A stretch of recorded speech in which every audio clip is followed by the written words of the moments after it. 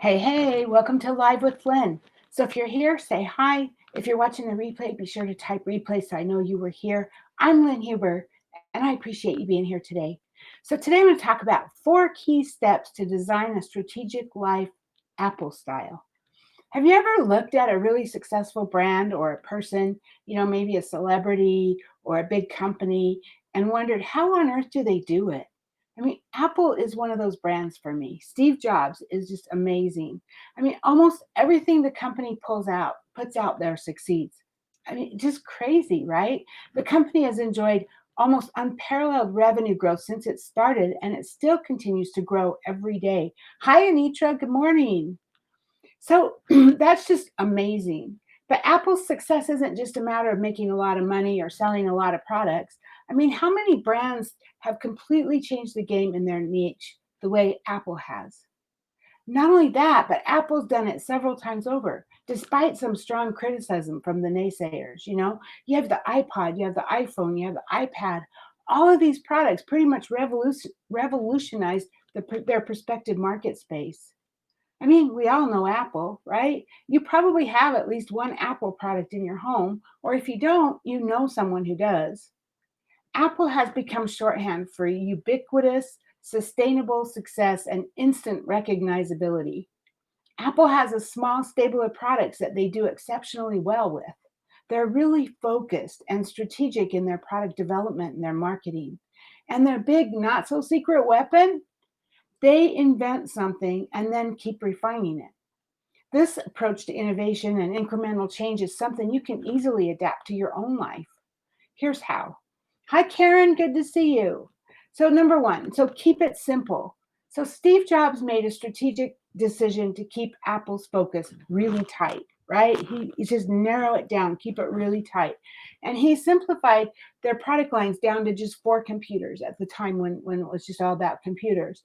And you can easily simplify your life right now by eliminating all the elements that waste your time and your resources.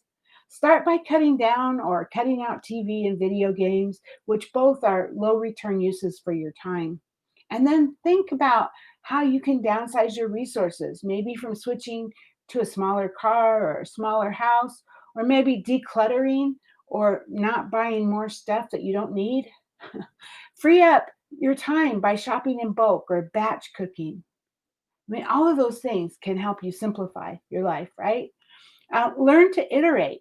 So, any psychologist will tell you that small incremental lifestyle changes are much more successful than the big sort that tries to change everything at once. So, think about, for instance, how successful most New Year's resolutions are. Not, right? So, make a commitment to a significant life change, like maybe you want an early retirement, or maybe you want to budget for more vacations.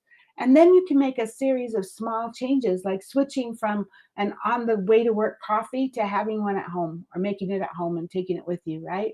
And then maybe you can add in complementary changes like cutting down on takeout or downgrading your subscriptions or maybe buying a smaller car. These small iterations compound over time and they can make a massive impact on your life. The next one, be curious. One of Apple's big successes is its research and development capacity. They are committed to not missing an opportunity to learn and grow and improve over time.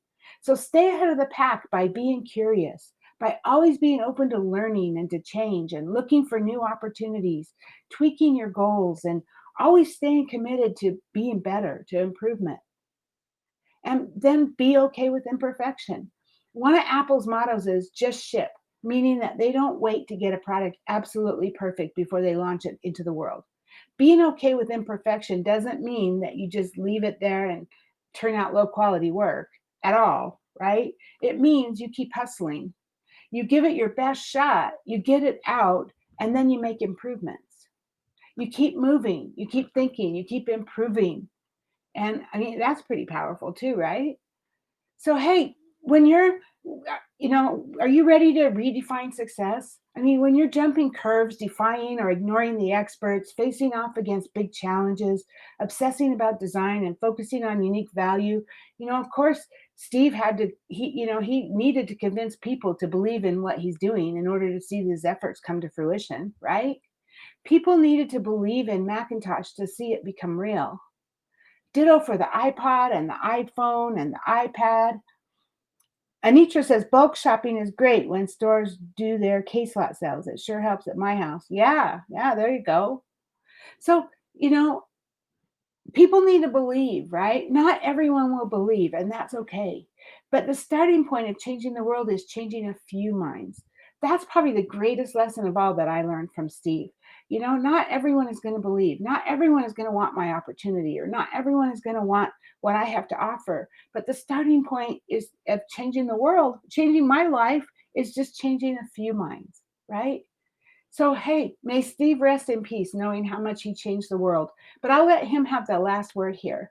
So, I think this is really powerful. This is a quote from Steve Jobs. He says, "The only way to do great work is to love what you do. If you haven't found it yet, keep looking. Don't settle.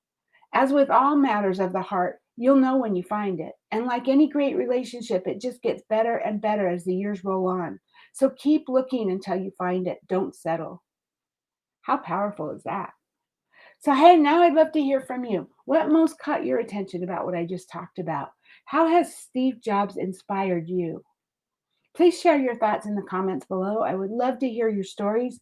Thank you, Anitra and Karen, for being live with me today, and anyone else who might be live who just hasn't commented, and anyone who's watching the replay. I appreciate you. So go out there and have an amazing day, and I'll see you tomorrow. Bye bye.